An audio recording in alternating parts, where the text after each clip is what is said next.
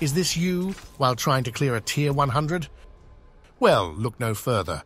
I'm bringing you a Diablo 4 build that speedruns tier 100 nightmare dungeons with ease. It's the tier 100 Giga Blaster Tornado werewolf druid tank build. Let's get started. The strengths of this build over other build is its tankiness.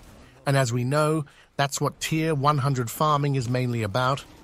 It also has high movement speed and high damage, as you can see in the footage, and it speed farms all content in this amazing game we call Diablo 4. First off, we will talk about the gear and aspect. There are a few defensives that we are looking for. These are max life, armor, damage reduction from poisoned enemies, and damage reduction. We need max life because we have a lot of self-healing. We need armor because we fight mobs higher level than us. We need damage reduction from poisoned because we can keep poison up on all enemies. Lastly, we want flat damage reduction because we will be fighting both long range and close range. For Helm, we want the Tempest Roar because we are not masochistic. We socket damage reduction while CC'd in every gem slot because Blizzard nerfed Grizzly Rage and doesn't want us playing the game LOL Diablo 4 bad, right? JK, my friends. In our chest, we want 4x defensives. We want max life, damage reduction from poisoned enemies, and total armor. In the last spot, I would like flat damage reduction since I don't enjoy being one shot across the screen, but that is up to you if that is something that you enjoy. We also grab the 15% werewolf DR aspect for epic defensiveness. This is called vigorous aspect. For gloves, we want crit chance, ranks to tornado, lucky hit chance, and attack speed. Attack speed after dodging is also an option, but that may be difficult to find since it is a rogue stat, and we are not playing rogue, we are playing druid. For aspect, we grab the tornado aimbot aspect, also called storm chasers aspect. As pants, we want to have max life, damage reduction from poisoned, total armor, and damage reduction. This, together with the aspect of might, grants you immortality, almost. For boots, we are looking for movement speed, total armor, spirit cost reduction, and willpower. This aspect is new for Season 1 and important as heck. It saves you from getting one shot each time you engage a large pack of mobs before you get your defensives up. The name, Aspect of Audacity. For main hand, we need a lot of weapon damage. Other than that, we socket crit and grab a few nice stats such as vulnerable, core, skill damage, and then preferably willpower and damage to close enemies. Aspect of Retaliation is also pretty damn good. The aspects on weapons and rings can, by the way, be interchanged, so no need to be a beta cuck Soyboy crybaby if you happen to imprint on the wrong piece. As totem, you want something a lot better than this.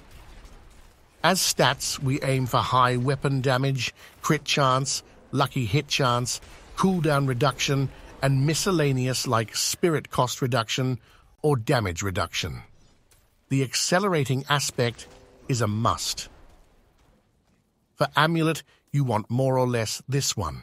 Having disobedience is also a must, since we need the armor.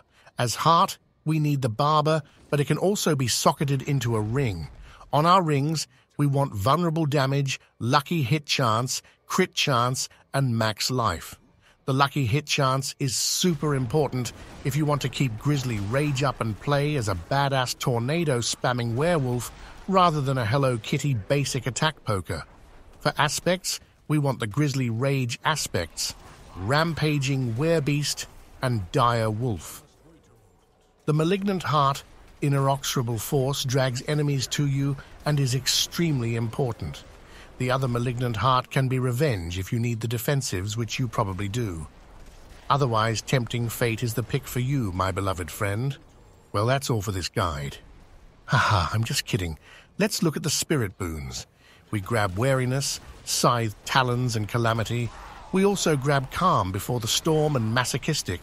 Hey, didn't I say we were not masochistic before? That was just a joke. All right, so what about the skill points? I'll go through the skill points quickly and we'll chat a bit extra about things that are important for gameplay, because we all know that you want to start killing stuff as fast as possible. We start off by grabbing Storm Strike as basic skill. This gives us 15% DR, which is cray. We then go on to choose Enhanced and Fierce Storm Strike for the vulnerability during longer fights. Now we want the best skill in the game, Tornado. Get Enhanced and Raging Tornado for more tornadoes and vulnerable, because why the hell not? We chose Heart of the Wild and Wild Impulses, as well as Predatory Instinct and Digitigrade Gate. You guessed why for epic damage? Can you also guess why we chose Cyclone Armor? Because we don't want to beat our heads against the wall each time we face an elite mob? That's why. For some extra heals and attack speed, we take Night Howl.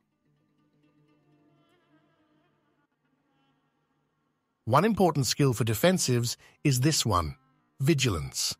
By using Bloodhowl and Cyclone Armor, we can use this skill for 15% DR. Yeah, you heard right. Pretty nice, huh? We don't want any companion skills because those suck sacks. For Wrath skills, we grab the Hurricane for 2 reasons. It gives us DR, and it can crit, giving us mad crit damage from our Grizzly Rage aspect.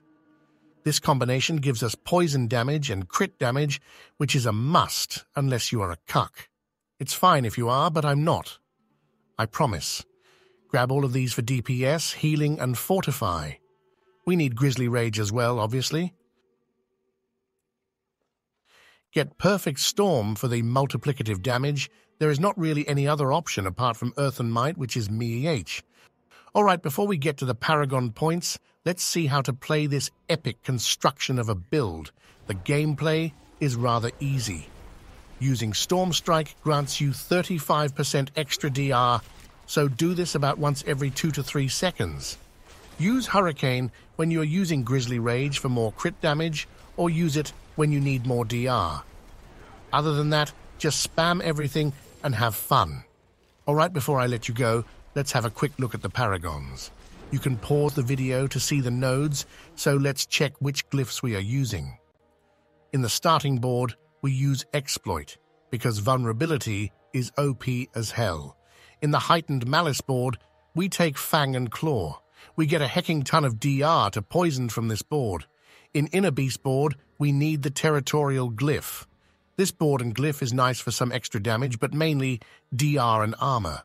In the Ancestral Guidance board, we can find Spirit on Kill, but also 30 multiplicative damage. Yeah, I agree, my friend, that is insane. In the Thunderstruck board, we grab the Earth and Sky glyph and all vulnerability and crit damage we can find. Those stats are pretty good, if you haven't heard. Last, we go to Lust for Carnage, and grab Werewolf simply for more damage and DR. Alright folks, we are done. Sub to get Gud, and always remember, D4 bad.